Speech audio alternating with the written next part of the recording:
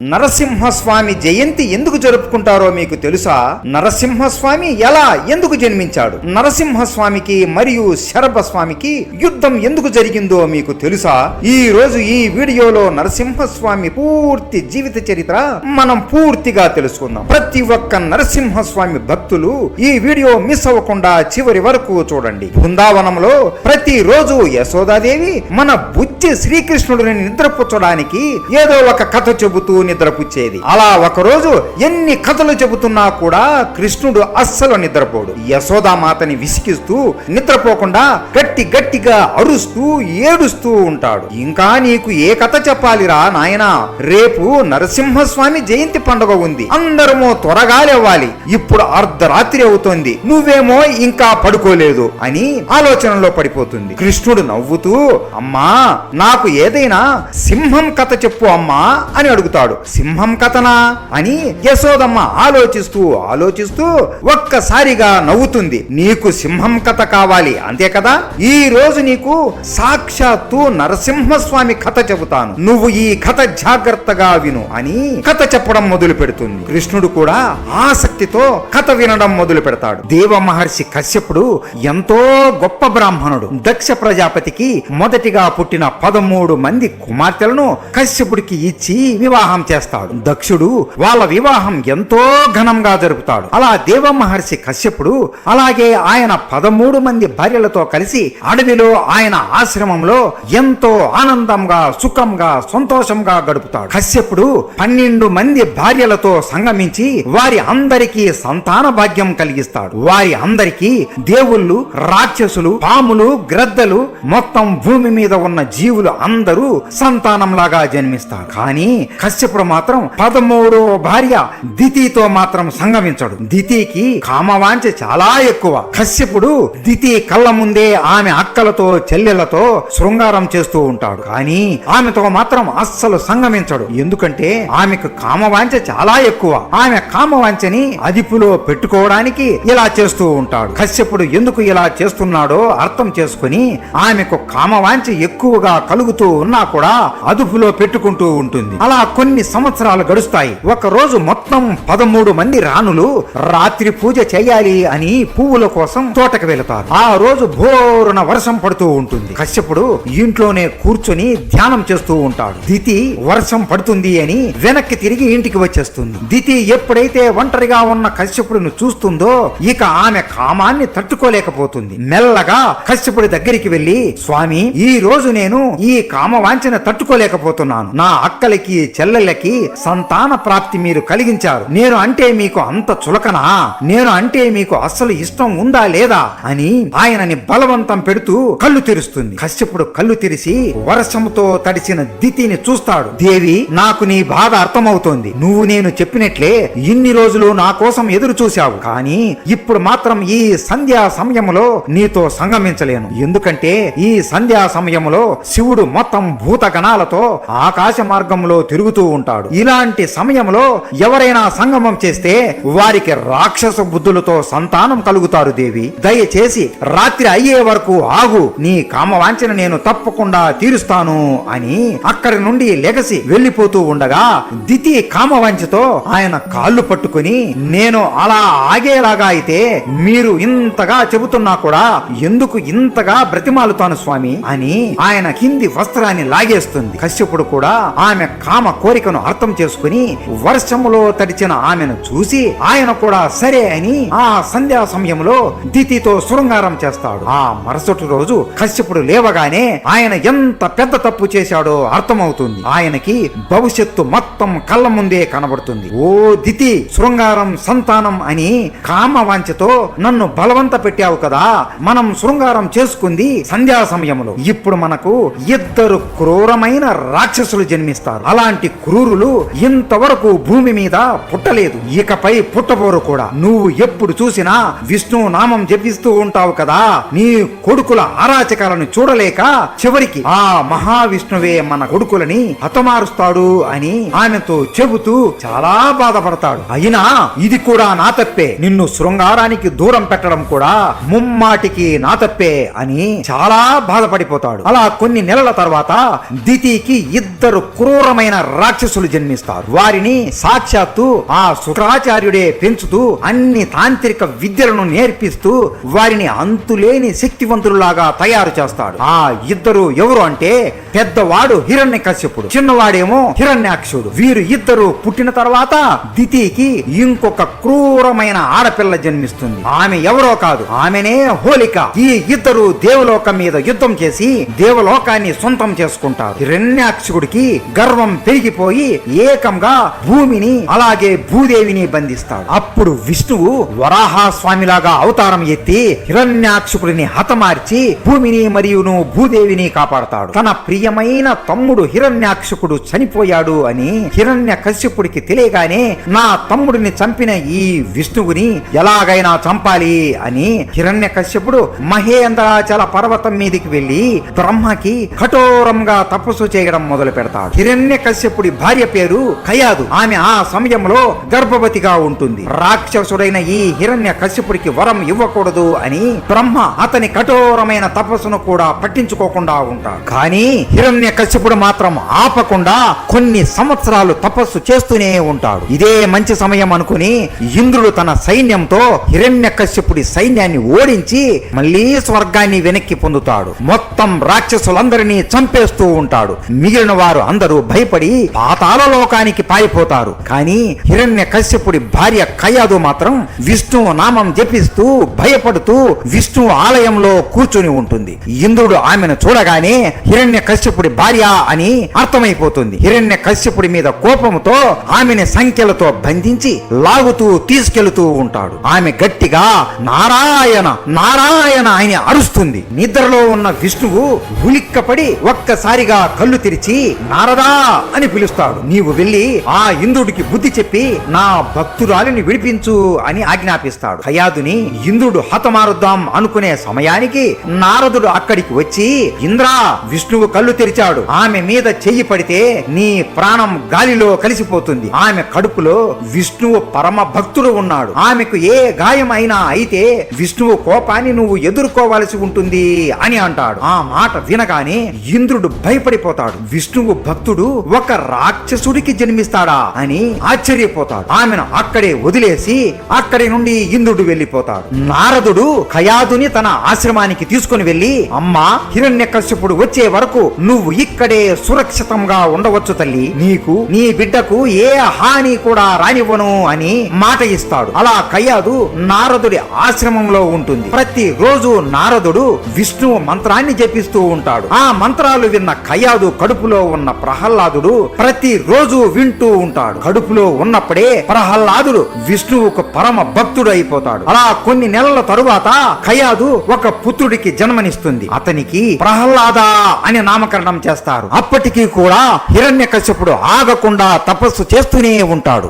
బ్రహ్మకి వరం ఇవ్వడం ఇష్టం లేకపోయినా నా కోసం ఇంత కఠోరమైన తపస్సు చేస్తున్నాడు అని అతని తపస్సుకు మెచ్చి అక్కడ ప్రత్యక్షమయ్యి ఏ వరం కావాలో కోరుకో హిరణ్యకశ్యప అని అంటాడు. అప్పుడు హిరణ్యకశ్యపుడు కళ్ళు తెరిచి ఒక వరం అడుగుతాడు. ఆ వరానికి ముల్లోకాలు దద్దరిల్లిపోతాయి. నన్ను ఇంటి లోపల కాని ఇంటి బయట కాని చంపకూడదు. నన్ను ఏ అస్త్రంతోనైనా ఏ శస్త్రంతోనైనా చంపకూడదు. నన్ను రాత్రి లేదా పగలు చంపకూడదు. నన్ను ఏ మనిషి అయినా ఏ రాక్షసుడైనా ఏ దేవుడైనా చంపకూడదు. నన్ను ఆకాశంలోనైనా లేదా భూమి మీద అయినా చంపకూడదు అనే వరం అడుగుతాడు. ఇది విని బ్రహ్మదేవుడు కూడా గజగజ ఒలికిపోతాడు. కానీ మాట ఇచ్చాడు కాబట్టి ఎదురు చెప్పలేక తదాస్తు అని వరం ఇస్తాడు. ఈ వరం పొందగానే ఇక నాకు తిరుగులేదు అని హిరణ్యకశ్యపుడు మళ్ళీ 3 లోకాలని ధ్వంసం చేసి తన వశం చేసుకుంటాడు. ఇలా హిరణ్యకశ్యపుడు తపస్సు నుండి తిరిగి వచ్చాడు అని కయాదుకి తెలియగానే ప్రహ్లాదుని తీసుకుని మహలకు వస్తుంది. హిరణ్యకశ్యపుడు ప్రహ్లాదుని చూడగానే సింహాసనం నుండి లెగసి ప్రేమగా పరిగెత్తుకుంటూ వచ్చి ప్రహ్లాదుని ఎత్తుకుని హత్తుకుంటాడు. నా కుమారుడికి అన్ని విద్యలు నేర్పించండి అని గురువులకు ఆజ్ఞాపిస్తాడు. కానీ ప్రహ్లాదుడు మాత్రం ఎప్పుడు చూసినా విష్ణువు నామాన్ని జపిస్తూ ఉంటాడు. ఇది తెలుసుకున్న హిరణ్యకశిపుడు మన శత్రువైన ఆ విష్ణువును మనం పూజించకూడదు నాయనా, నేనే అందరికీ దేవుడిని, నన్ను పూజించాలి. నీ బుద్ధిని ఎవరో చెడిచేసినట్లు ఉన్నారు. నీ గురువులు నీకు ఏం నేర్పించారురా అని అనగా విష్ణువు మన శత్రువు, అతన్ని మనం అస్సలు పూజించకూడదు. మీరే ఈ లోకానికి దేవుడు అని చెప్పారు తండ్రి, కానీ నేను అది అస్సలు నమ్మలేదు తండ్రి. నాకు తెలిసి మన రాజ్యంలో ఉన్న వారి అందరి బుద్ధులను ఎవరో తప్పుదోవ పట్టించారు. నేనెలాగైనా అందరి బుద్ధులను మార్చి ఆ విష్ణువు మహత్యం గురించి చెప్పాలి. ఈ రాజ్యంలో అందరూ చాలా పెద్ద తప్పులు చేస్తున్నారు. నాకు తెలిసి మీరు కూడా చాలా తప్పులు చేస్తున్నారు తండ్రి. నా మాట విని ఒక్కసారి ఓం నమో భగవతే వసుదేవాయ నమః అని స్మరించండి. మీ పాపాలు అన్నీ తొలగిపోతాయి అని నవ్వుతూ నమస్కరిస్తూ చెబుతాడు. ఇది వినగానే హిరణ్యకశిపుడికి కోపం మరింత ఎక్కువైపోతుంది. యాత్తువో, నేను ఆ పిరికి బంద విష్ణువుని శరణు వేడాలా? అసలు ఆ విష్ణువు నీ పినతండ్రి అయిన హిరణ్యాక్షుడిని మోసం చేసి హతమార్చాడురా అని అరుస్తాడు. అప్పుడు ప్రహ్లాదుడు నవ్వుతూ, నా పినతండ్రి ఒక మూర్ఖుడు, అమ్మలాంటి భూదేవిని గాయపరిచి అపహరించాడు, అందుకనే అలా చచ్చాడు తండ్రి. దీనిలో మోసం ఎక్కడ ఉంది అని అంటుండగా హిరణ్యకశిపుడు కోపంతో రగిలిపోతూ, ఒరే కులద్రోహి అని గట్టిగా ప్రహ్లాదుడి ఛాతీ మీద ఒక తన్ను తంతాడు. ఆ తన్నుకు ప్రహ్లాదుడు ఎగిరి మహల్లో ఒక మూలన పడిపోతాడు. ఆ దెబ్బకి ప్రహ్లాదుడు రక్తం కక్కుతూ ఉంటాడు. నువ్వు ఈ గొప్ప రాక్షస కులంలో పుట్టిన పామువి, సొంత వారినే కాటు వెయ్యాలి అనుకుంటున్నావురా పాపి. నీలాంటి వాడు నాలాంటి మహానుభావుడికి ఎలా పుట్టాడు అని కోపంతో రగిలిపోతూ, వీడు బ్రతకకూడదు, వీడు ఇక బ్రతకకూడదు, వీడు అస్సలు బ్రతకకూడదు, సొంత వారినే కాటు వేయాలనుకుంటున్న పాము లాంటి ఈ విష్ణు కుక్కకి మరణతండ్రం విధిస్తున్నాను. భటులారా, ఎవరక్కడ? వెంటనే అందరూ వచ్చి వీడిని హతమార్చండి అని గట్టిగా అరుస్తాడు. వెంటనే వందలలో రాక్షసులు ఆయుధాలు పట్టుకుని అక్కడికి వస్తారు. రక్తం కక్కుతున్న ప్రహ్లాదుడు మెల్లగా లెగిసి కూర్చొని చేతులు జోడిస్తాడు. హిరణ్యకశిపుడు నవ్వుతూ, ఈ నమస్కారం ఏదో ముందే చేసి ఉంటే నిన్ను తన్నేవాడిని కాదురా కుక్క అని అంటుండగా ప్రహ్లాదుడు ఓం నమో భగవతే వాసుదేవాయ నమః, ఓం నమో భగవతే వాసుదేవాయ నమః, ఓం నమో భగవతే వాసుదేవాయ నమః అని స్మరించడం మొదలు పెడతాడు. అది వినగానే హిరణ్యకశిపుడికి మరింత కోపం వచ్చి రాక్షసుల వైపు చూస్తాడు. వెంటనే ఆ రాక్షసులు అందరూ ఒక్కసారిగా వారి చేతుల్లో ఉన్న ఆయుధాలను ప్రహ్లాదుడి వైపు వదులుతారు. ఆ ఆయుధాలు అన్ని సరి వేగంగా ప్రహ్లాదుడి వైపు వెళతాయి. అని ఎప్పుడైతే ప్రహ్లాదుడి దగ్గరికి ఆ ఆయుధాలు వెళుతాయో అవి అక్కడికక్కడే ఆగిపోతాయి. ఒక్కసారిగా ప్రహ్లాదుడి దగ్గర నుండి ఒక దివ్యమైన వెలుగు వచ్చి ఆ ఆయుధాలు మెల్లగా వెనక్కి తిరిగి ఎవరు అయితే ఆ ఆయుధాలు వేశారో వారి వైపే తిరిగి సరి వేగముగా వెళ్లి వాళ్ళ శిరస్సులనే వేరు చేస్తాయి. ప్రహ్లాదుడు మాత్రం ఏమీ తెలియనట్లు అమాయకంగా నవ్వుతూ విష్ణునామం జపిస్తూ ఉంటాడు. ఇదంతా చూసిన హిరణ్యకశిపుడు ఆశ్చర్యపోయి, ఈ మాయ ఏంటి? ఈ కుక్క వలన చివరికి ఆ పిరికి బంద అయిన విష్ణువు కూడా నన్ను సవాలు చేస్తున్నాడు. నా కొడుకుని నేను చంపుదాం అనుకుంటే కూడా ఆ విష్ణువు వాడి భక్తుడిని కాపాడుకోవాలి అనుకుంటున్నాడు. ఈ కుక్కని ఎలాగైనా చంపి ఆ విష్ణువు కన్నా నేనే గొప్పవాడిని అని నిరూపించుకోవాలి అని అనుకుంటూ, భటులారా, ఈ కుక్కని ఏనుగులతో తొక్కించండి అని ఆజ్ఞాపిస్తాడు. భటులు అందరూ అక్కడికి వచ్చి ప్రహ్లాదుడిని సంఖ్యలతో బంధించి ఏనుగుల మధ్య నిలబెడతారు. ప్రహ్లాదుడు మెల్లగా నమస్కరించి ఓం నమో భగవతే వాసుదేవాయ నమః, ఓం నమో భగవతే వాసుదేవాయ నమః, ఓం నమో భగవతే వాసుదేవాయ నమః అనే మంత్రం పలకడం మొదలు పెడతాడు. ఏనుగులు అన్ని ప్రహ్లాదుడిని తొక్కేయాలి అని పరిగెత్తుకుంటూ వస్తాయి. కానీ అతని దగ్గరికి రాగానే ఒక్కసారిగా ఆ ఏనుగులన్నీ ఆగిపోయి మోకాళ్ళ మీద పడిపోయి ప్రహ్లాదుడికి నమస్కారం చేస్తాయి. అది చూసి హిరణ్యకశిపుడు కోపంతో ఈ ఏనుగులకు ఏమైంది అని కోపంగా ఆవేశంతో స్వయంగా అతనే ఏనుగు మీద కూర్చుని సరి వేగంగా ప్రహ్లాదుడి వైపు వస్తాడు. కానీ హిరణ్యకశిపుడు ఏనుగు కూడా అతని మాట వినకుండా ఆగిపోయి హిరణ్యకశిపుడిని కింద పడివేసి మోకాళ్ళ మీద పడిపోయి ప్రహ్లాదుడికి నమస్కరిస్తుంది. నేల మీద పడిన హిరణ్యకశిపుడికి ఒళ్ళు మండిపోతుంది. ఈ నీచుడి వలన వలన అందరి ముందు నాకు అవమానం జరిగిపోయింది అని అనుకుని కోపంతో వీడిని అదిగో ఆ పర్వతం మీదికి తీసుకొని వెళ్లి అక్కడి నుండి క్రింద పడేయండి అని ఆజ్ఞాపిస్తాడు. భటులు కూడా సరే అని ప్రహ్లాదుని సంఖ్యలతో బంధించి ఆ పర్వతం మీదికి తీసుకుని వెళ్తారు. ఆ భటులు అందరూ ప్రహ్లాద, దయచేసి విష్ణువు నామం పలకవద్దు నాయన, ఆ నామం పలికినప్పటి నుండి నీకు కష్టాలు తప్ప ఇంకేమీ మంచి జరగలేదు నాయన, ఆ కొండ మీద నుండి నిన్ను తోసివేస్తే తప్పకుండా చనిపోతావు అని వేడుకుంటారు. ప్రహ్లాదుడు మాత్రం కొండ చివర నిలబడుకొని చనిపోయేది శరణమే, ఆత్మ కాదు, అయినా నేను నశించే శరీరాన్ని కాదు, నేను ఇప్పుడు మరణించినా కూడా నా విష్ణువు మరొక రూపంలో మరొక జన్మలో నాకు మళ్ళీ ప్రాణం పోస్తాడు. మీరు మా తండ్రి చెప్పిన మాట విని నన్ను ఇక్కడి నుండి తోసేయండి అని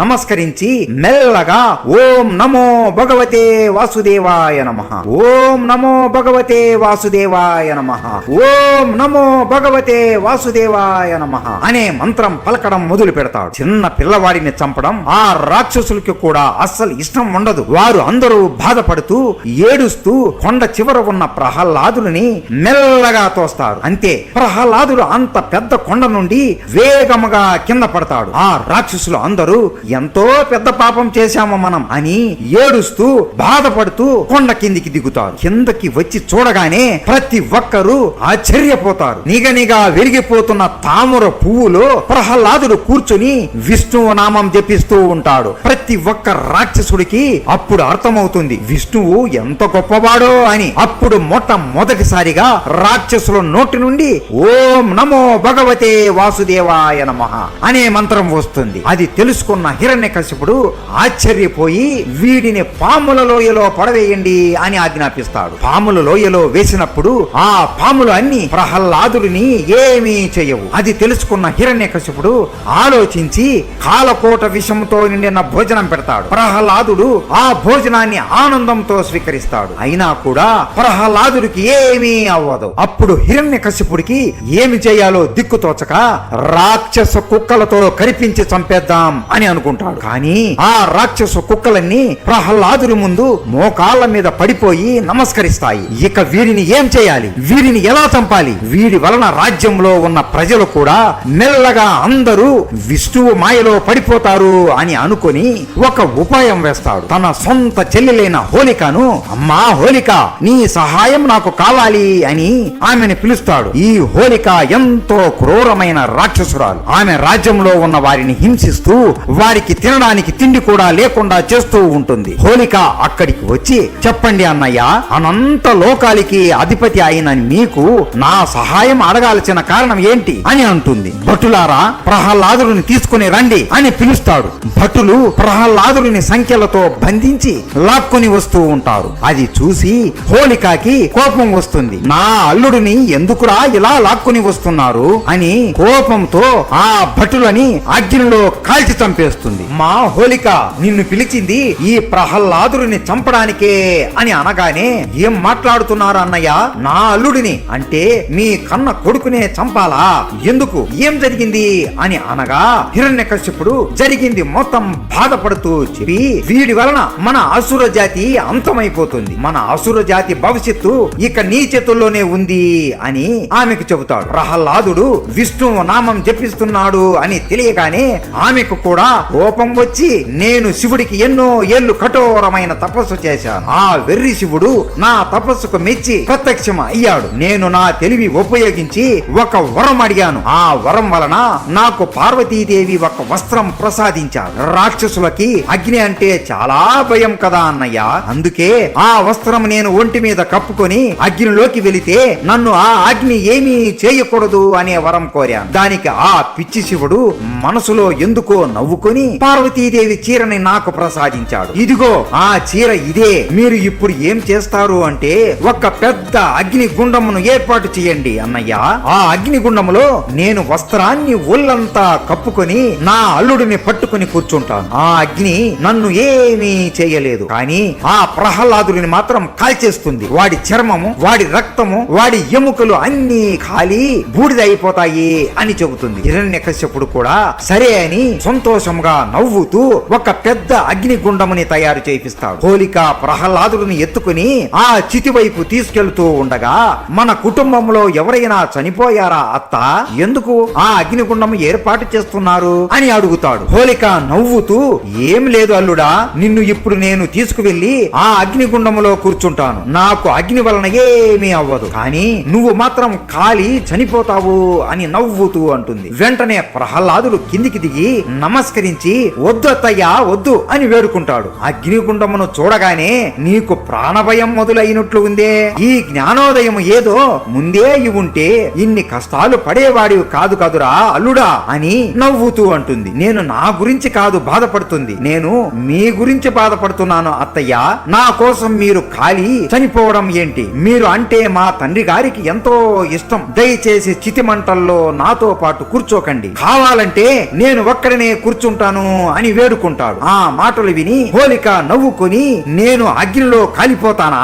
కొద్దిసేపు ఉండరా అల్లుడా, చూద్దు కాని ఎవరు కాలిపోతారో అని హోలిక ప్రహ్లాదుని లాక్కుని ఆమె ఒడిలో కూర్చోబెట్టుకొని ఆమె మీద పార్వతీదేవి చీరను కప్పుకొని చితి మంటల్లో కూర్చుంటుంది. ప్రహ్లాదుడు అప్పుడు కూడా గట్టిగా, తండ్రి గారు అత్తయ్యని ఆపమని చెప్పండి, అత్తయ్య చనిపోవడం మీరు చూడలేరు అని వేడుకుంటాడు. కానీ హిరణ్యకశిపుడు మాత్రం, నువ్వు ఇప్పటికైనా ఆ విష్ణువు నామాన్ని పలకడం ఆపితే ఇదంతా ఆపేస్తాను అని అంటాడు. ప్రహ్లాదుడు కళ్ళల్లో నీరు పెట్టుకుంటూ మెల్లగా చేతులు జోడించి, ఓం నమో భగవతే వాసుదేవాయ నమః, ఓం నమో భగవతే వాసుదేవాయ నమః, ఓం నమో భగవతే వాసుదేవాయ నమః అనే మంత్రం పలకడం మొదలు పెడతాడు. వీడు ఇక మారడు అని హోలిక ఆమె శక్తి మొత్తం ఉపయోగించి అగ్ని జ్వాలలను మొదలు పెడుతుంది. చితి మొత్తం కాలుతూ ఉంటుంది. ఆ మంటల నుండి వచ్చే వేడిని పక్కనే ఉన్న రాక్షసులు కూడా భరించలేకపోతారు. హోలిక మాత్రం నవ్వుతూ ప్రహ్లాదుని గట్టిగా పట్టుకొని ఉంటుంది. ఇదంతా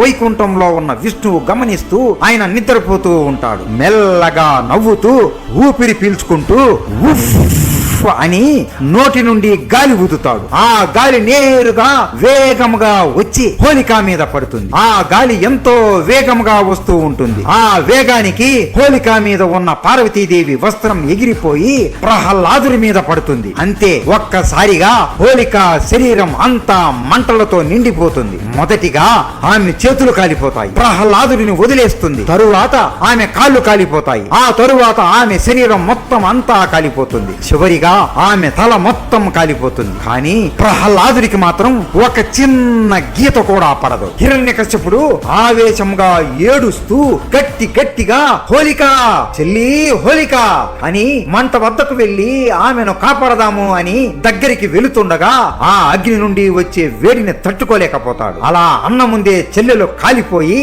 బూడిదైపోతుంది. మంటలు అన్ని ఆరిపోయాక ప్రహ్లాదుడు కళ్ళల్లో నీరు పెట్టుకుంటూ ఏడుస్తూ, చెప్పాను కదా తండ్రి, అత్తయ్యని నాతో పాటు మంటల్లో కూర్చోనివ్వకు అని బాధపడిపోతాడు. పోరా కుక్క, నీ వలనే నేను నా చెల్లిని కోల్పోయాను. నీ చావు, నీ విష్ణువు చావు నా చేతుల్లోనే ఉందిరా కులద్రోహి. నా కంటి ముందు నువ్వు కనబడకు, పోరా పో ఇక్కడి నుండి అని ఆవేశంగా, భటులారా వీడిని ఇక్కడి నుండి లాక్కుని వెళ్ళండి అని ఏడుస్తూ గట్టిగా అరుస్తాడు. అలా మన నరసింహస్వామి ఎన్నెన్నో సార్లు ప్రహ్లాదుని కాపాడుతాడు కన్నయ్య.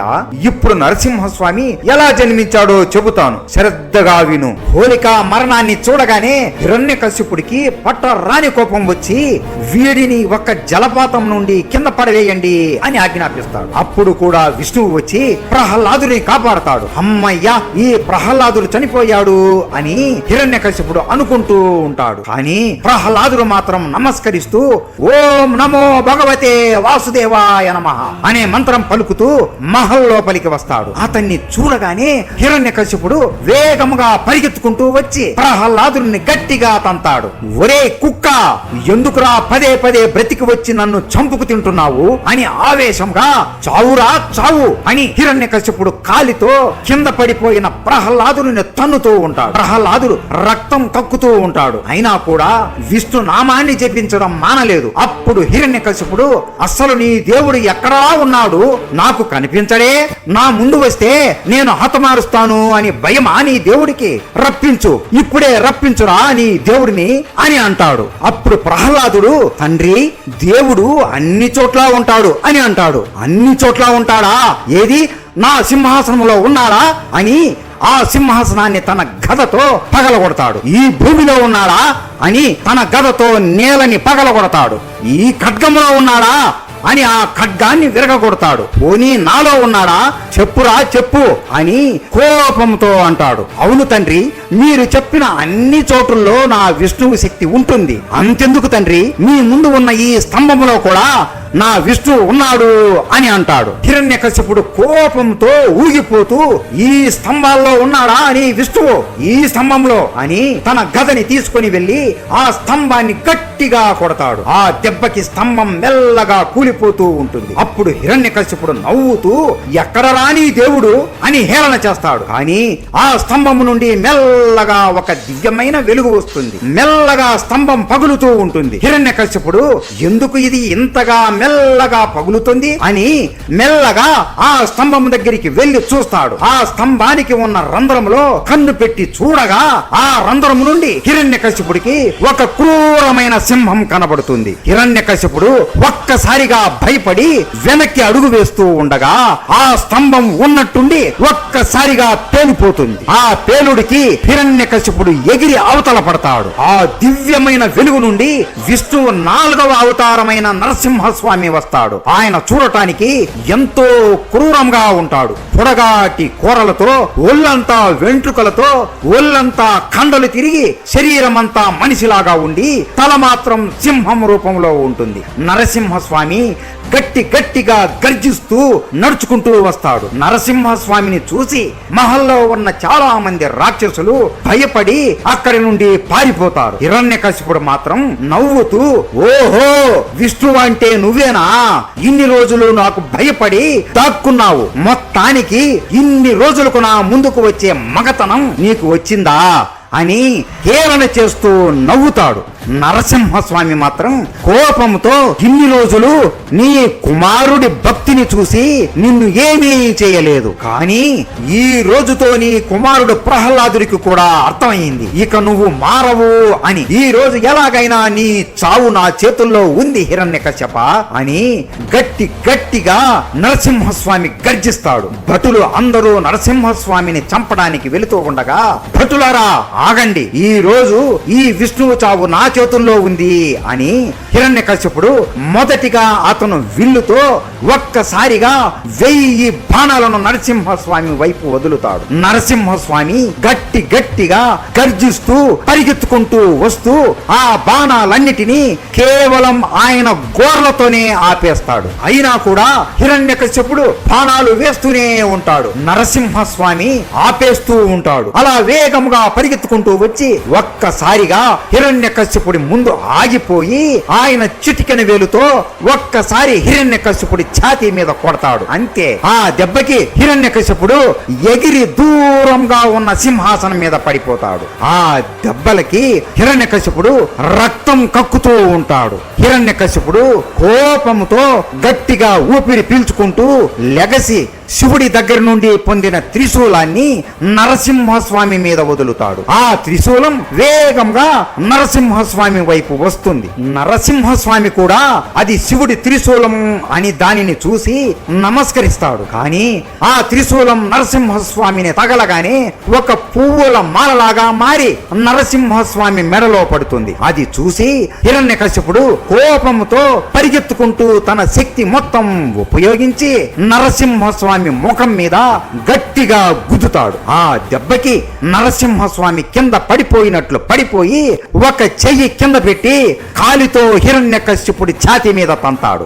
ఆ దెబ్బకి మళ్ళీ హిరణ్యకశిపుడు ఎగిరి దూరంగా పడతాడు. హిరణ్యకశిపుడు కళ్ళు తెరిచి చూడగా నరసింహస్వామి తన చేతి చిటికెన వేలు నేల మీద పెట్టి తల క్రిందులుగా ఒక తపస్సు చేస్తున్నట్లు ఉంటాడు. హిరణ్యకశిపుడు కోపంతో, నన్ను నువ్వు ఇంతగా అవమానిస్తావా అని అతని పూర్తి మాయాశక్తిని ఉపయోగించి నరసింహుడి మీద పడతాడు. అలా వారిద్దరూ ఎన్నో గంటలు పోట్లాడుకుంటూ ఉంటారు. చివరికి హిరణ్యకశిపుడు అలసిపోతాడు. కానీ నరసింహుడు మాత్రం ఆయన గోర్లతో హిరణ్యకశిపుడి మీద పడి అతన్ని బరికేస్తూ ఉంటాడు. హిరణ్యకశిపుడు ఆ బాధ మరియు మంట భరించలేక గట్టిగా ఎవరక్కడ వచ్చి వీడిని చంపండి అని అరుస్తాడు. అప్పుడు 1,00,000 మంది భటులు లోపలికి వస్తారు. భటులు అందరూ సరి వేగంగా నరసింహస్వామి వైపు వస్తూ ఉంటారు. నరసింహస్వామి ఒక్కసారిగా వారి వైపు చూసి గట్టిగా గర్జిస్తాడు. అంతే, ఆ గర్జన శబ్దానికే వారు తట్టుకోలేక తల మీద చేతులు పెట్టుకొని మోకాళ్ళ మీద పడిపోతారు. ఒక్కసారిగా ఆ 1,00,000 మంది తలలు పేలిపోతాయి. నేల మొత్తం రక్తముతో నిండిపోతుంది. మళ్ళీ మరొక 5,00,000 మంది రాక్షసులు అందరూ లోపలికి వస్తారు. అప్పుడు నరసింహస్వామి లెగసి ఆయన శక్తి మొత్తం ఉపయోగించి సరి వేగంగా పరిగెత్తుకుంటూ వెళుతూ ప్రతి ఒక్కడి తలని వేరు చేస్తూ ఉంటాడు. వారి వైపు ఎన్నో అస్త్రాలను కూడా వదులుతాడు. వారి వైపు సుదర్శన చక్రాన్ని కూడా వదులుతాడు. అలా ప్రతి ఒక్క రాక్షసుడిని అతి క్రూరంగా హతమారుస్తాడు. అది చూసి హిరణ్యకశిపుడు గజగజ వణికిపోతూ ఉంటాడు. నరసింహస్వామి రక్తంతో తడిచిపోయి ఉంటాడు. మెల్లగా హిరణ్యకశిపుడి వైపు నడుచుకుంటూ వస్తాడు. హిరణ్యకశిపుడు భయపడుతూ చేతులు జోడించి దయచేసి నన్ను వదిలే అని ప్రాధేయపడతాడు. నరసింహస్వామి అతని కాలిని పట్టుకుని లాగుకుంటూ ఆ మహల్లో నడుస్తూ ఉంటాడు. హిరణ్యకశిపుడు నవ్వుతూ, నా మరణం గృహం లోపల కాని గృహం బయట కాని సంభవించదు. నేల మీద కాదు, ఆకాశంలో కూడా కాదు, రాత్రి కాదు, పగలు కాదు. నన్ను మనిషి కాని రాక్షసుడు కాని ఆఖరుకు దేవుడు కూడా నన్ను ఏమీ చేయలేడు. నువ్వు కూడా ఇప్పుడు నన్ను ఏమీ చేయలేవు అని గట్టిగా అని నవ్వుతాడు. నరసింహస్వామి ఒక్కసారిగా ఆగిపోతాడు. అప్పుడు హిరణ్యకశిపుడు, ఏం విష్ణు, ఇప్పుడు నన్ను ఏమీ చేయలేవు అని భయపడుతున్నావా? ఇప్పటికైనా సరే నువ్వు నన్ను క్షమాపణ కోరి నా కాళ్ళ మీద పడిపో, నిన్ను నేను క్షమిస్తాను అని హేళన చేస్తాడు. అప్పుడు మెల్లగా ఆదిశేషుడు అక్కడికి వచ్చి గడప మీద ఒక సింహాసనం లాగా ఏర్పడుతుంది. నరసింహస్వామి ఆదిశేషుడి మీద కూర్చొని హిరణ్యకశ్యపుడిని ఆయన తొడల మీద పడుకోబెట్టుకుంటాడు. ఓ హిరణ్యకశ్యప, ఇక నువ్వు ఎప్పుడు అర్థం చేసుకుంటావురా మూర్ఖుడా? నన్ను చూడు, నేను మనిషిని కాదు, మృగాని కాదు, నేను నరసింహుడిని. అస్తమిస్తున్న సూర్యుడిని చూడు, ఇప్పుడు పగలు కాదు, రాత్రి కాదు. నువ్వు ఇప్పుడు గృహం లోపల లేవు, గృహం బయట లేవు. నువ్వు గడప మీద ఉన్నావు. నువ్వు ఇప్పుడు ఆకాశంలో లేవు, నేల మీద కూడా లేవు. నువ్వు నా తొడల మీద ఉన్నావు. నిన్ను నేను ఏ అస్త్రముతోనూ ఏ శస్త్రముతోనూ చంపను. ఇదిగో నా గోర్లను చూడు, ఇది సజీవం కాదు, నిర్జీవము కాదు అని ఒక్కసారిగా ప్రహ్లాదుడికి పెట్టిన కష్టాలు అన్ని గుర్తుకు తెచ్చుకొని నరసింహస్వామి గట్టిగా ముల్లోకాలు దద్దరిల్లిపోయేలా ఆవేశంగా గర్జిస్తూ ఆయన గోర్లతో హిరణ్యకశిపుడి పొట్టను చీల్చేస్తాడు. అతని పేగులని బయటికి తీసి అతని గుండెను బయటికి తీసి ఆ గుండెను చేతులతో పిండేస్తాడు. అలా హిరణ్యకశిపుడు మరణిస్తాడు. ప్రతి ఒక్క దేవుడు కూడా నరసింహస్వామి హిరణ్యకశిపుడిని చంపిన ఈ దృశ్యాన్ని చూసి అమ్మయ్య, అందరి కష్టాలు ఇంతటితో ఆగిపోయాయి అని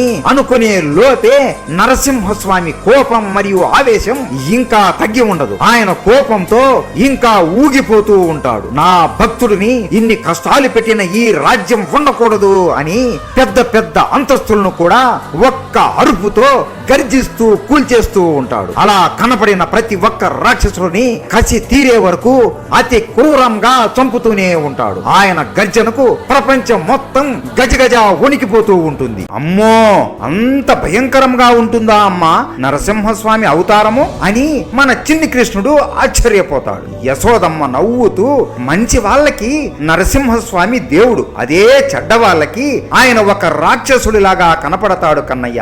అలా మన నరసింహస్వామి హిరణ్యకశిపుడిని హతమారుస్తాడు అని కృష్ణుడికి చెబుతుంది. కృష్ణుడు భలే భలే అని చప్పట్లు కొడుతూ, ఇంకా కథ అంతేనా అమ్మా, కథ ముగిసిందా అని అనగా, లేదు కన్నయ్య, ఇప్పుడే అసలైన కథ మొదలవుతుంది, శ్రద్ధగా విను అని చెబుతుంది. ఆయన గర్జనకు ప్రపంచం మొత్తం గజగజ వణికిపోతూ ఉంటుంది. రాక్షసులు మొత్తం భయపడుతూ పాతాళ లోకానికి పారిపోతారు. దేవుళ్ళందరూ ఇక భూమి నాశనం అయిపోతుంది అని భయపడిపోతూ ఉంటారు. అప్పుడు ఇంద్రుడు దేవుళ్ళందరినీ పిలిచి, లోకాన్ని కాపాడే ఈ విష్ణువే ఇప్పుడు లోకాన్ని ధ్వంసం చేస్తున్నాడు. మనం అందరం ఎలాగైనా ఈ నరసింహుడిని ఆపాలి అని నిర్ణయించుకుంటారు. మొత్తం దేవుళ్ళందరూ నరసింహస్వామి దగ్గరికి వెళతారు. నరసింహస్వామి అప్పుడు కూడా రాక్షసుడిని క్రూరంగా చంపుతూ ఉంటాడు. స్వామి, మీరు ఈ లోకాన్ని కాపాడాలి, కానీ మీరే లోకాన్ని ధ్వంసం చేయకూడదు. ఇప్పుడు మీ వలన భూమి మొత్తం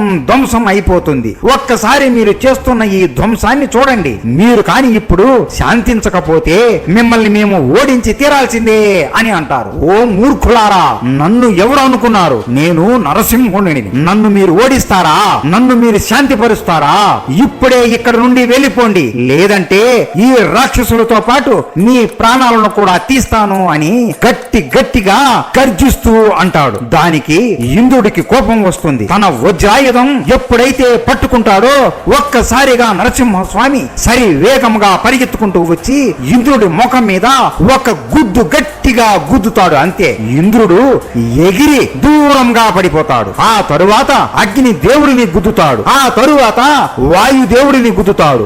ఆ తరువాత యముడిని కూడా గుద్దుతాడు. ఆ తరువాత సూర్య దేవుడిని గుద్దుతాడు. అలా అక్కడ ఉన్న ప్రతి ఒక్క దేవుడిని చితక కొడుతూ నరసింహస్వామికి ముందు కన్నా ఇప్పుడు మరింత కోపం వస్తుంది. ఆ కోపాన్ని చూసి దేవుళ్ళందరూ గజగజ వణికిపోయి అక్కడి నుండి పారిపోతారు. ఆ ఉగ్ర కోపాన్ని చూసి ప్రహ్లాదుడికి ఏం చేయాలో తెలియక ఒక గుహలో కూర్చుని బ్రహ్మకి తపస్సు చేస్తూ ఉంటాడు. అప్పుడు బ్రహ్మదేవుడు అక్కడికి వచ్చి, నాకు తెలుసు ప్రహ్లాద, నువ్వు ఎందుకు ఎంత బాధపడుతూ తపస్సు చేస్తున్నావో.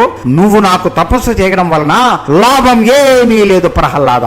నువ్వు విష్ణువుని మళ్ళీ పరమశాంతి అవతారంలోకి మార్చాలి అంటే అది కేవలం నీ వలనే సాధ్యమవుతుంది. నరసింహస్వామి ముందుకు వెళ్లి ఆయన స్తోత్రం పలకాలి, అప్పుడు ఆయన శాంతిస్తాడు. ఇది కేవలం నీ వలనే అవుతుంది అని ఏం చేయాలో కూడా మొత్తం వివరిస్తాడు. ఇదే సమయంలో గాయపడిన దేవుళ్ళందరూ సరి వేగంగా వైకుంఠానికి వెళతారు. లక్ష్మీదేవి తామర పువ్వులో కూర్చుని ధ్యానం చేస్తూ ఉంటుంది. దేవుళ్ళందరూ ఏడుస్తూ మోకాళ్ళ మీద పడిపోయి నమస్కరించి, అమ్మా లక్ష్మీదేవి, విష్ణువు తన భక్తులని కాపాడడం కోసం ఉగ్ర రూపమైన నరసింహస్వామి రూపంలోకి మారాడు. తన భక్తుడిని అయితే కాపాడాడు, కానీ ఆయన రౌద్రం అస్సలు తగ్గలేదు. మొత్తం భూమిని నాశనం చేస్తున్నాడు తల్లి. కేవలం మీరే ఆయనను శాంతిపరచగలరు అని వేడుకుంటారు. ఓ దేవతలారా, ఈ పూర్తి సృష్టిలో ఎవరైనా నరసింహస్వామిని శాంతి పరచగలరు అంటే అది కేవలం ఆయన భక్తుడు ప్రహ్లాదుడు మాత్రమే.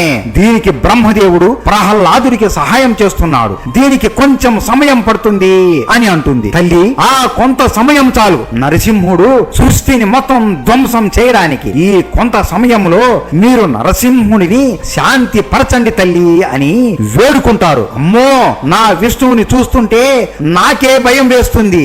దీనికి నా వద్ద ఒక ఉపాయం ఉంది. నరసింహస్వామిని ఆపడం కేవలం ఒక్క నా అన్నయ్య రుద్రుడికి మాత్రమే సాధ్యమవుతుంది. మీరు వెంటనే అక్కడికి వెళ్ళండి అని చెబుతుంది. వెంటనే ఒక్క క్షణం కూడా వృధా చేయకుండా దేవుళ్ళందరూ కైలాస పర్వతానికి వెళతారు. శివుడు ధ్యానములో లీనమయ్యి ఉంటాడు. దేవుళ్ళందరూ మోకాళ్ళ మీద పడిపోయి నరసింహస్వామి గర్జనకు కైలాస పర్వతం కూడా తద్దరిల్లిపోతూ ఉంటుంది. చూడండి స్వామి, లోకాన్ని కాపాడే ఆ విష్ణువే ఇప్పుడు లోకాన్ని నాశనం చేస్తున్నాడు. ఆయన కోపాన్ని చల్లార్చడానికి మేము అక్కడికి వెళితే మమ్మల్ని తరిమి కొట్టాడు.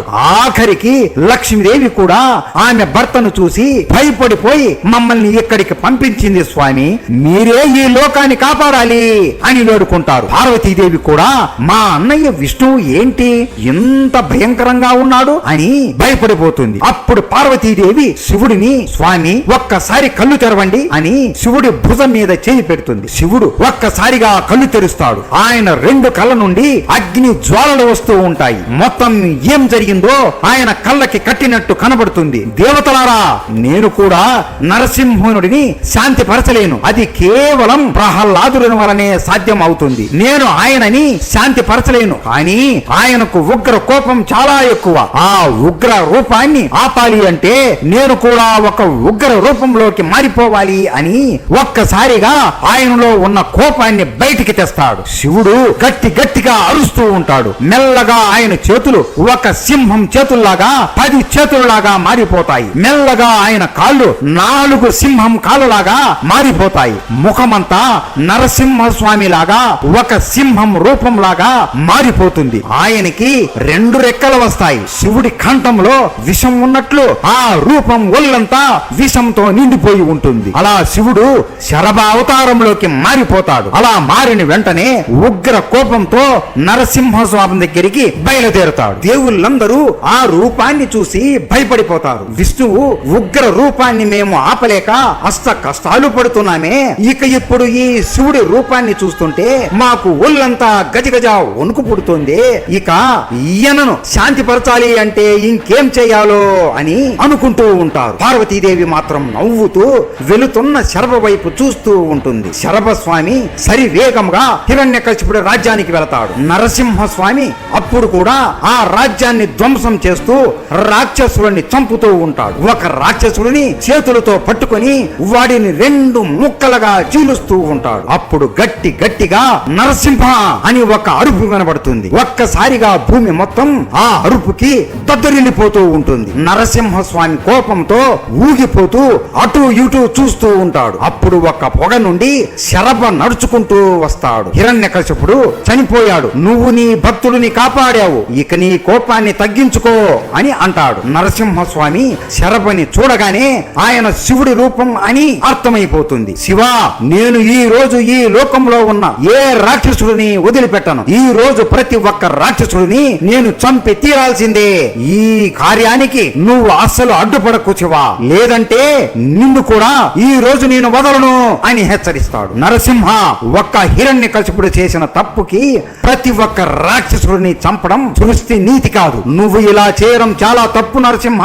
నీ కోపాన్ని తగ్గించుకో. వైకుంఠంలో లక్ష్మీదేవి నీ కోసం ఎదురు చూస్తుంది. దయచేసి వైకుంఠానికి వెళ్ళిపో అని చెబుతాడు. నరసింహస్వామి కోపంతో ఊగిపోతూ, లేదు, ఈ రోజుతో భూమి మీద శాంతి నెలకొంటుంది. నువ్వు ఈ రాక్షసుడిని కాపాడాలి అంటే ముందు నన్ను ఆపాలి అని నరసింహస్వామి ఒక్కసారిగా కోపంతో ఒక పెద్ద బండరాయిని శరభపై వేస్తాడు. శరభ ఒక్కసారిగా అచ్చం నరసింహస్వామి లాగా మారిపోతాడు. తల మాత్రం సింహం లాగా ఉండి శరీరం అంతా మనిషిలాగా ఉంటుంది. ఆయనకి 10 చేతులు ఉంటాయి, అలాగే పెద్ద 2 రెక్కలు ఉంటాయి. శరభ ఆ బండరాయిని ఒక్కసారిగా ఒక్క గుద్దుతో పగల కొట్టేస్తాడు. ఒక్కసారిగా ఇద్దరు పరిగెత్తుకుంటూ వచ్చి ఒకరినొకరు ముఖం మీద ఒకేసారి గుద్దుకుంటారు. వేళ్ళకి ఉన్న గోర్లతో ఇద్దరు బరుక్కుంటూ ఒకరినొకరు గాయం చేసుకుంటూ ఉంటారు. అలా వారి ఒంటి నుండి రక్తం కారుతూ ఉంటుంది. అయినా సరే ఇద్దరు ఆపకుండా కొట్టుకుంటూనే ఉంటారు. శరభ నరసింహస్వామిని పట్టుకుని సరి వేగముగా గాలిలో ఎగురుతూ నరసింహుని కొడుతూ ఉంటాడు.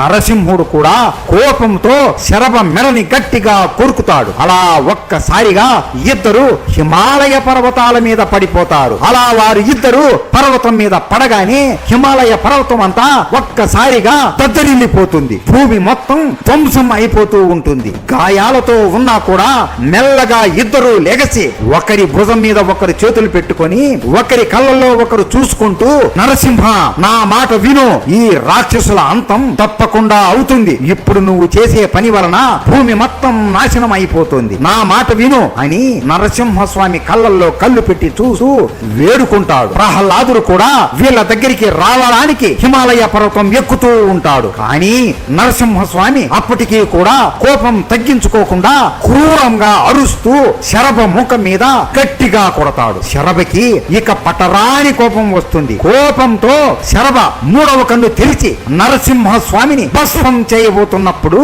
స్వామి స్వామి స్వామి అని ప్రహ్లాదుడు కొండ ఎక్కి అరుస్తూ పరిగెత్తుకుంటూ వస్తాడు. స్వామి ఆగండి, నరసింహస్వామిని నేను శాంతిపరుస్తాను అని ప్రహ్లాదుడు నమస్కరించి కళ్ళలో నీళ్లు పెట్టుకుంటూ, ప్రభు దయచేసి శాంతించి ఒక్కసారి అందరినీ చూడండి, ఎంత బాధపడిపోతున్నారో. నరసింహస్వామి గట్టిగా అరుస్తూ, ఎవడురా అక్కడ అని కోపంతో ప్రహ్లాదుడిని చూస్తాడు. ప్రహ్లాదుడిని చూడగానే ఆయన ముఖంలో ఉన్న కోపం ఒక్కసారిగా తగ్గిపోతుంది. ఒక్కసారిగా వీళ్ళు ముగ్గురు మాయమైపోయి కూలిపోయిన హిరణ్యకశిపుడి రాజ్యంలో ప్రత్యక్షమవుతారు. ప్రభు దయచేసి శాంతించండి, నేను బాగానే ఉన్నాను, నాకేమీ కాలేదు అని మెల్లగా నరసింహస్వామి తల మీద చెయ్యి పెడతాడు. అంతే, నరసింహస్వామి ఒక్కసారిగా శాంతిస్తాడు. నరసింహస్వామి మెల్లగా ప్రహ్లాదుడిని ఆయన ఒడిలో కూర్చోబెట్టుకొని సింహాసనం మీద కూర్చుంటాడు. ప్రహ్లాద,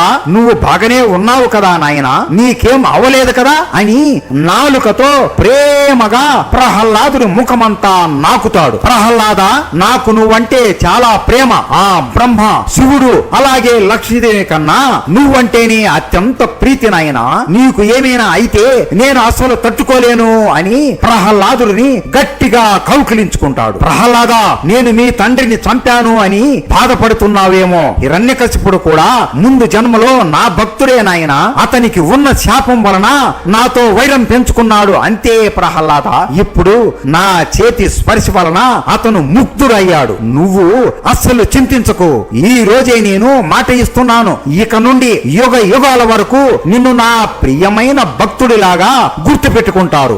ఎవరైతే నిన్ను ప్రేమతో పూజిస్తారో వారికి ఖచ్చితంగా మోక్షం కలుగుతుంది నాయన అని ప్రహ్లాదుడి తల మీద చేయి పెట్టి ప్రహ్లాదుడిని మనసారా దీవిస్తాడు. పార్వతీదేవి కూడా అక్కడికి వెంటనే వచ్చి శరభని శాంతిపరుస్తుంది. శరభ కూడా వెంటనే శివుడి రూపంలోకి మారిపోతాడు. వెంటనే దేవుళ్ళందరూ అక్కడికి వచ్చి నరసింహస్వామిని అలాగే ప్రహ్లాదుడిని పూజిస్తారు. దీని తరువాత ప్రహ్లాదుడిని తన అమ్మ కయాదుకి అప్పజెప్పి అక్కడి నుండి బయలుదేరతారు. నరసింహస్వామి వైకుంఠానికి వెళ్లి లక్ష్మీదేవిని చూడగానే ఆయన కళ్ళల్లో నుండి నీరు కారిపోతాయి. లక్ష్మీదేవి కూడా కళ్ళల్లో నీరు పెట్టుకుంటూ పరిగెత్తుకుంటూ వచ్చి నరసింహస్వామిని కౌకలించుకుంటుంది. అంతే, వెంటనే నరసింహస్వామి విష్ణువుగా మారిపోతాడు. అలా నరసింహస్వామిని శాంతిపరచడానికి సాక్షాత్తు ఆ శివుడే దిగి వచ్చాడు రా కన్నయ్య.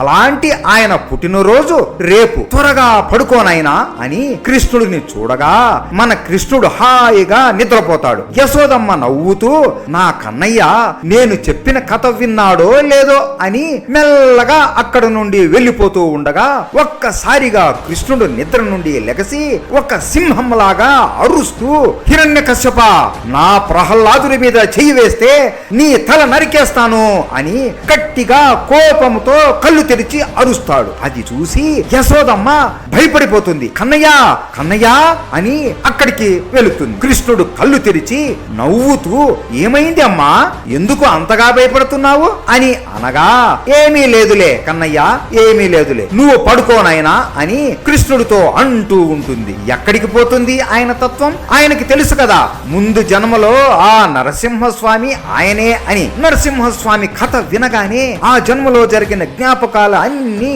ఒక్కసారిగా కృష్ణుడికి గుర్తుకొస్తాయి. యశోదమ్మ కృష్ణుడిని పడుకోబెడుతూ, రేపు నరసింహస్వామి జయంతి, నువ్వు రేపు త్వరగా లేవాలి అని యశోదమ్మ కూడా అక్కడే కృష్ణుడితో పాటే నిద్రపోతుంది. ఇది పూర్తి నరసింహస్వామి జయంతి పూర్తి కథ. ప్రతి ఒక్కరికి నరసింహస్వామి భక్తుడికి ఈ వీడియో నచ్చింది అని భావిస్తున్నాము. మీకు మీ కుటుంబానికి నరసింహస్వామి జయంతి శుభాకాంక్షలు. నరసింహస్వామి అంటే మీకు ఇష్టం ఉంటే జై లక్ష్మీ నరసింహస్వామి అని కామెంట్ చేయండి. జై లక్ష్మీ నరసింహస్వామి.